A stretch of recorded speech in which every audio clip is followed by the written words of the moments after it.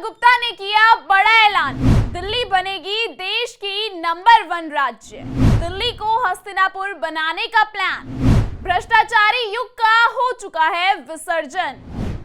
दिल्ली देश की राजधानी, विकास की धड़कन और राजनीति का अखाड़ा। एक वक्त था जब इसे सपनों की दिल्ली कहा जाता था, लेकिन अरविंद केजरीवाल की नाकाम सरकार ने इन सपनों को झूठ, भ्रष्टाचार और दिखावे में डुबा दिया। लेकिन अब दिल्ली की तकदीर बदल चुकी है। अब दिल्ली को मिल गया है नया नेतृत्व, नई सोच और एक सच्चा संकल्प मुख्यमंत्री रेखा गुप्ता के रूप में। एक ऐसी नेता जो वादों में नहीं, विश्वास में यकीन रखती है, जो मंदिरों की सांस्कृतिक शक्ति को समझती है और दिल्ली को विकास की सबसे ऊंची मंजिल तक ले जाती है। सीएम रेखा गुप्ता ने दिल्ली को देश का नंबर 1 राज्य बनाने का संकल्प लिया है और इसे हकीकत की जमीन पर उतारने का प्लान भी तैयार हो चुका है। यही प्लान देश की राजधानी को हस्तिनापुर वाला पुराना वैभव दिलाएगा। यह है दिल्ली की नई आवाज, नई दिशा और नई शुरुआत। इन सब खबरों को विस्तार में जानने के लिए देखिए हमारी स्पेशल रिपोर्ट। लेकिन उससे पहले आयुन भारत को सब्सक्राइब कर लीजिए। नमस्कार, मैं हूं आपके साथ तनीषा भारद्वाज, आप देख रहे हैं आयुन भारत। दिल्ली की राजनीति में एक नए युग की शुरुआत हो चुकी है।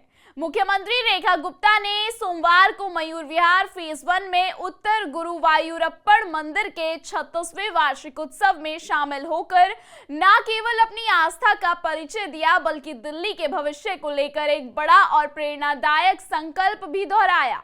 अपने भाषण में उन्होंने स्पष्ट शब्दों में कहा कि उन्होंने ईश्वर से यह वादा किया है कि दिल्ली को एक विकसित, आत्मनिर्भर और देश का नंबर 1 राज्य बनाकर दिखाएंगी। उन्होंने कहा कि हम सिर्फ वादे नहीं करेंगे, हम संकल्प लेंगे और उन्हें पूरा करके दिखाएंगे। मुख्यमंत्री गुप्ता ने यह भी कहा कि दिल्ली सरकार अब वास्तव में जनता की सरकार है, एक ऐसी सरकार जो दिखावे और झूठे विज्ञापनों पर नहीं, बल्कि जमीनी कार्यों पर विश्वास करती है।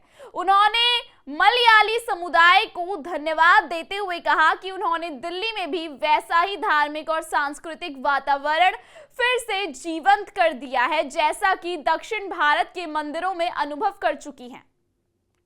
रेखा गुप्ता ने वहां उपस्थित श्रद्धालुओं से आयुष्मान भारत योजना के तहत पंजीकरण कराने का भी आश्वासन किया और बताया कि कैसे यह योजना दिल्ली के लाखों लोगों को गुणवत्तापूर्ण स्वास्थ्य सेवा और आर्थिक सुरक्षा प्रदान करेगी।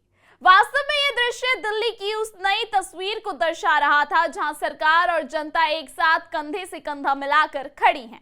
मुख्यमंत्री गुप्ता के साथ दिल्ली भाजपा अध्यक्ष वीरेंद्र सचदेवा की उपस्थिति इस बात का संकल्प थी कि भाजपा सरकार दिल्ली को एक समर्पित नेतृत्व दे रही है।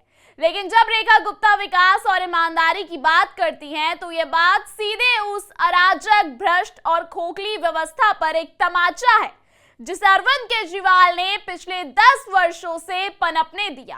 केजरीवाल सरकार ने दिल्ली को सिर्फ विज्ञापनों में चमकाया, लेकिन असलियत में हर मोर्चे पर नाकामी दी, चाहे वो शिक्षा हो, स्वास्थ्य हो, जलापूर्ति हो या ट्रांसपोर्ट।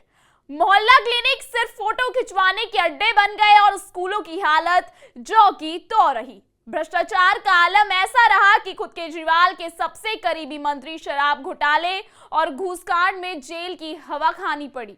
दिल्ली की जनता अब समझ चुकी है कि जो नेता खुद को ईमानदारी का मसीहा बताता था, वही सबसे बड़ा धोखेबाज निकला।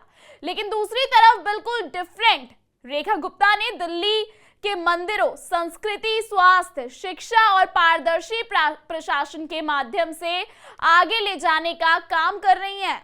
उनकी नीति सबका साथ, सबका विकास की सच्ची परिभाषा बनती जा रही है। ना मंदिरों का अपमान, न धर्म पर राजनीति, बल्कि सबको साथ लेकर चलने का प्रयास। यह स्पष्ट है कि अब दिल्ली की बागडोर ऐसे हाथों में है जो केवल सत्ता के लालच में नहीं, बल्कि सेवा की भावना से प्रेरित है। दिल्ली अब उस अंधकार से निकल चुकी है जो केजरीवाल की झूठ और भ्रष्टाचार ने फैलाया था। अब समय है रेखा गुप्ता के साथ मिलकर दिल्ली को एक बार फिर राष्ट्र की राजधानी के तौर पे गौरवशाली और प्रेरणादायक बनाने का। फिलहाल इस खबर में इतना ही। इस खबर पर आप अपनी क्या राय रखते हैं, कमेंट सेक्शन में जरूर बताइएगा। तमाम खबरों को लगातार देखने के लिए बने रहिए आयुन भारत के साथ।